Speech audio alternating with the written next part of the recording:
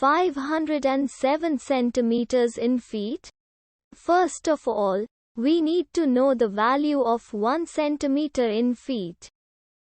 It's always 1 centimeter equals 0.03280839895 feet.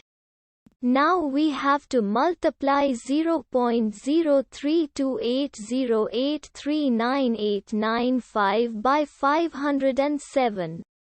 Therefore, 507 centimeters times 0.03280839895 feet equals 16.633858266765 feet. So, in other words, 507 centimeters equals 16.633858266765 feet. We hope you have enjoyed this video.